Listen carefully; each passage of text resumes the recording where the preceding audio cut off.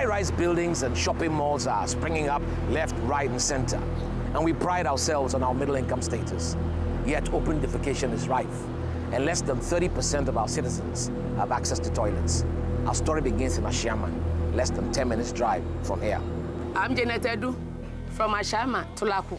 I've stayed here for about 25 years now, and we have a lot of problems here. Our infrastructure, our drainage, our sanitation, like toilets. Yeah. This community have about, let me say, 2,000 people, but we have only one toilet down there. So every day, all this community have to move from here, go and queue. Okay, how much? Yeah. 10 pesos. And where is the toilet? And they're all full, being used. And, you know, those buckets there for the newspapers. I mean, the stench here is extraordinary. I mean, these are the toilets. I mean, 1, 2, 3, 4, 5, 6 or 7 toilets for this whole community or something. And, you know, it's full. People are paying to use this. It's hard to stand here. This is, you know, it's unbelievable. And it gets even worse. What the city does with human excreta is a crime and a shame unto us all. Welcome to Lavender Hill. What is going on here can only be described as a blot on the image of Kwame Nkrumah's Ghana. When you look at this thing, you ask yourself, is this Kwame Nkrumah's Ghana? Morning, how are you guys? Good. From the World Bank, we have authority from... Hey, tell it, don't sit here and say this people move us from where? But even you should do interview, you should tell us how the difficulty you face. The trucks are here, they won't allow us to do this, they're all embarrassed about it, but it's unbelievable. I mean, there's just toilet pouring out right there, directly into the sea. You know, it's unbelievable in this day and age. It's extraordinary. And this is 100 trucks a day, 100 trucks a day coming here to pour toilet into the ocean. But as for the people here in down Koleono here, they don't have any big problem with it because it creates occupational chances to most of them, and most of them are working here. What work do you do? The truck is pouring it in the sea, so what work do you do? No, some of them are employed in the trucks. Some of them are drivers and others are mates. And others too, they just come here to seek for greener pastures here. So this has been going on for a very long time. And everybody in Ghana is aware of what is happening. That this is where they put the toilet, right here. Yeah. This is the only place they do it here, for Accra. This is the, there is 3 places, that is Teshi and Achimota, and this very place. But Teshi is closed down, Achimota is closed down, and this is the only plant which is existing here. When they say closed down, what do they mean? Why have they closed it down? Because of the health nature of this. That is what we are saying now, the health nature. Somebody has to move. We as citizens are paying taxes to government, to the AMA. We have paid our dues and taxes for them to fix these problems. They have to fix it. AMA has to move sooner than later. They have to just move. And when we talk about electing the mayor, these are some of the reasons. If the mayor, all the mayors that have come to pass over the decades were elected, we would vote him out immediately. Howard, you are with what? The World Bank Waste and Sanitation Department? Yeah, we're consultants at the World Bank Water and Sanitation. Yeah. And I'm happy you're here. I mean, this must obviously have huge public health implications. No? It sure does. It's a challenge which we've had on our hands for many years now. Currently, this is one of the major points of discharge. Whether we like it or not, till we get a solution to the problem, at least the problem is localized over here. But how can that be? Tell me. I mean, so before, was there somewhere that they put toilet before they started pouring it into the sea? You know, we have, unfortunately, most of us have septic tanks in our home. Right. We use our toilets daily. The septic tanks get full. Currently, most of the, like they've told you, most of the treatment plants are not functional. But that's the problem, isn't it? I want you to talk about that. That's the problem. We have to improve on our management of the facilities. It's basically a management problem.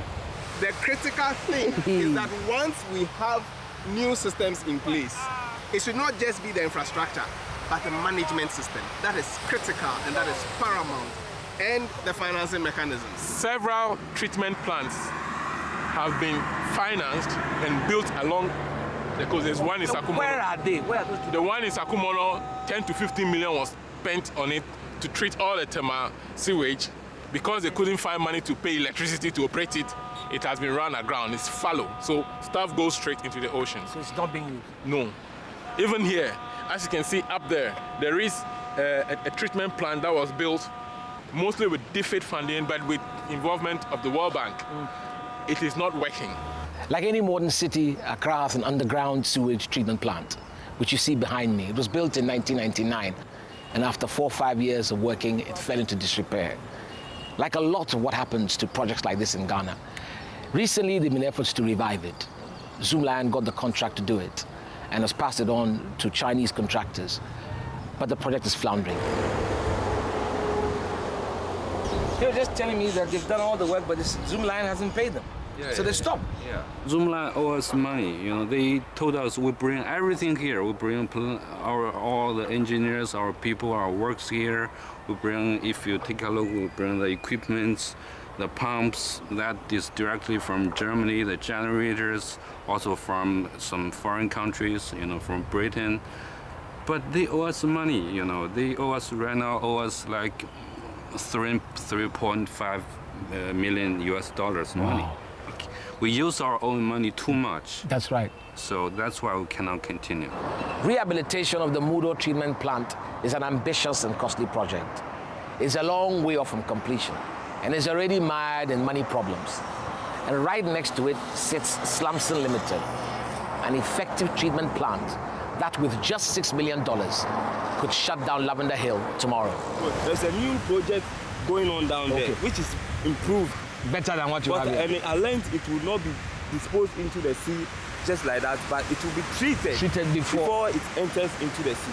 What happens is that you are standing on a ramp. Yeah. This is where the trucks they back in here. Right. And then they empty in here. So while we saw them pouring into the sea there, this time yes, we will see it being poured into here. Yeah, you see it being poured in here. And this tank can hold 150 truckloads of fecal sludge.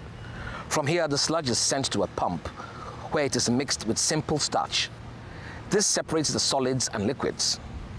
Then on to the digester, where water is extracted by gravity and is returned to the sea. Clear water. So what's happened to the solids?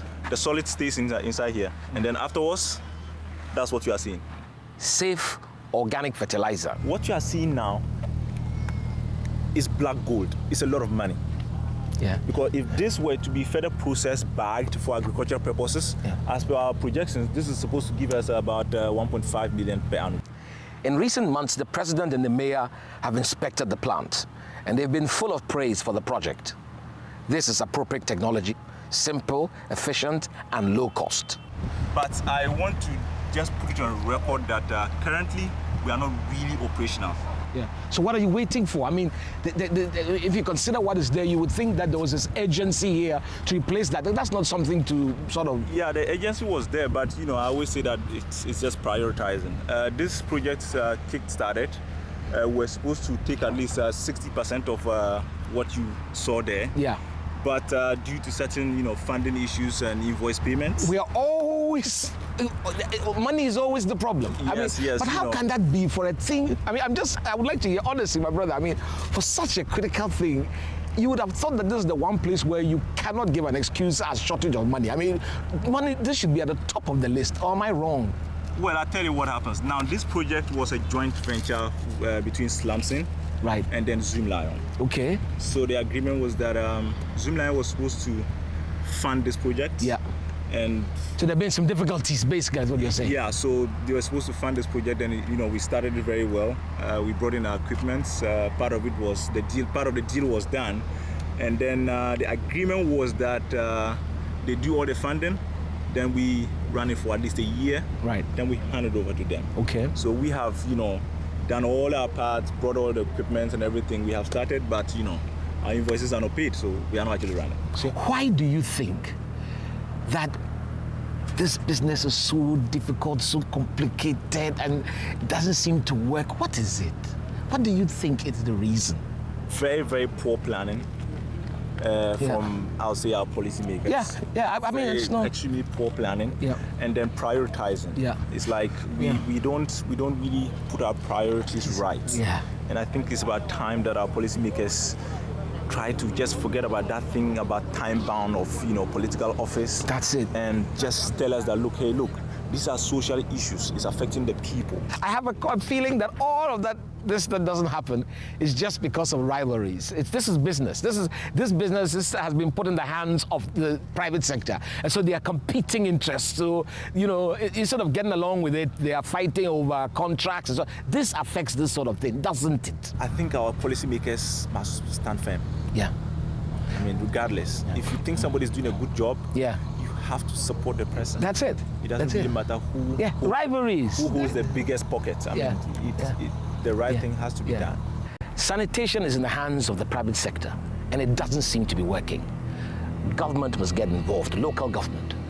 Metropolitan municipal district assemblies must set up. After all, it's their role to deal with sanitation.